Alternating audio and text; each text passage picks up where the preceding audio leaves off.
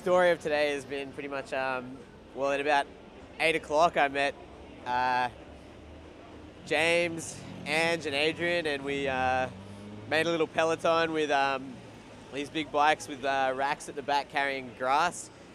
And the idea was that we were going to turn a parking spot into a park for a day.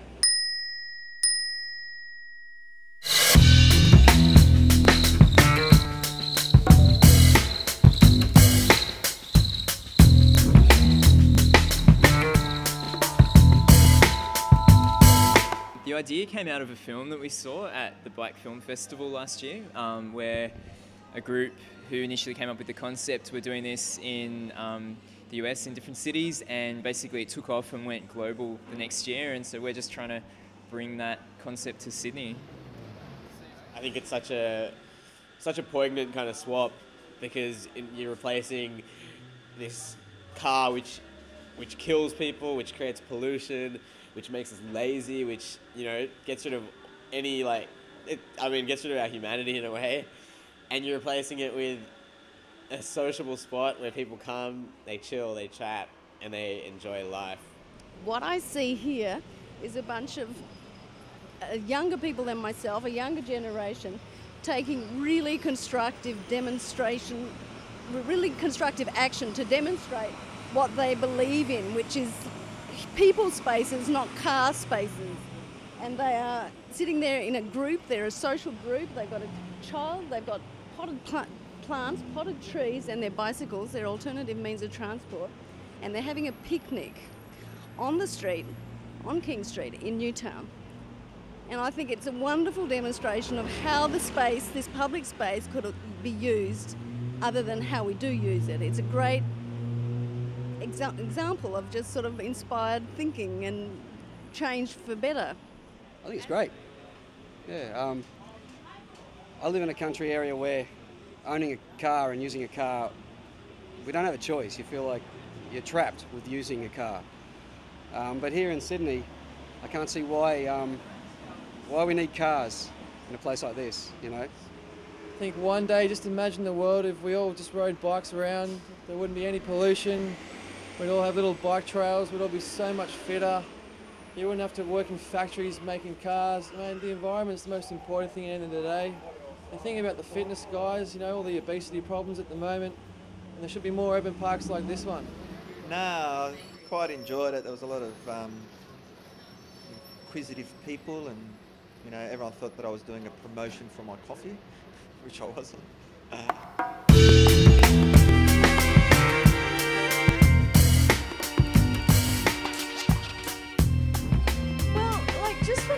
On the street, a lot of people were very supportive and said like good on you, or yeah, great idea, yeah, I'm a cyclist, I know like how crazy the roads are, things like that. So I think it was pretty good. The vibes from the people on the street were good in general. Yeah, I guess it all went bad when the Marrickville councilman came along, and this guy, I mean, I don't know, he had some chip on his shoulder, I'm not sure what, but you know, he obviously wanted to ruin our little thing, and we discussed with him, and it was just impossible. He ended up calling the cops. Cops came again, there were more discussions. We tried to just remain calm and keep doing what we were doing, which is, you know, just being normal, friendly people and using a park. The information that I have is that police were notified of a group of people that had basically sat in a car parking space up on King Street, just up near the intersection of Church Street. It appears that a member of the public notified the police in relation to the incident, and the police have attended just to make sure that everything was in order and that there was no danger to any of the participants or any of the members of the public. I don't really understand. I just gave up arguing with the cops at that stage. Basically, their first initial concern was for safety, and like, you know, I don't want anyone to get hurt, and I know how dangerous the roads are. I mean, like, I'm a cyclist. I normally cycle in the car door lane. Well, no, I'd say that the reason why they were asked to move is just because of the danger they place in themselves by being on the road, and not having the appropriate safety equipment in place. Like you've also got to take into consideration. We look at occupational health and safety risks, but the organisers of these groups have also got to take into consideration the safety and well-being of the people involved in the public assembly. Oh, absolutely, the roads are dangerous, and because of cars. And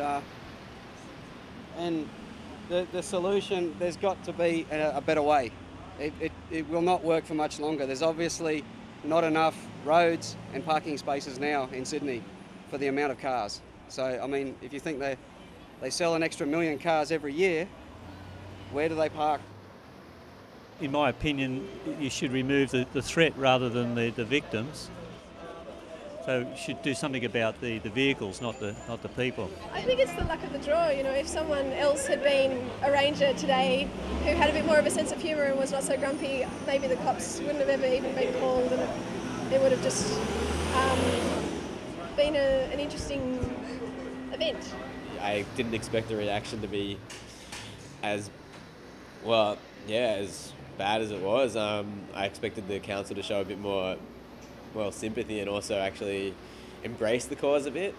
It was difficult to get the word out far, but my God, the word spread so quickly, and we had people emailing me, from all kind of cycle-related groups, coming on board, which was great. So we figure now that we've generated a spark and a bit of interest, in the future, if we get the word out there a little bit sooner, we'll have heaps of people, hopefully. We might be able to do multiple parks in different parts of the city on the same day. Are you going to do it again? Yeah, I reckon we should put a trailer with grass on top of it so we are actually a vehicle, and so they can't actually make the arguments about obstruction and people's safety, because we are just essentially a vehicle like another car.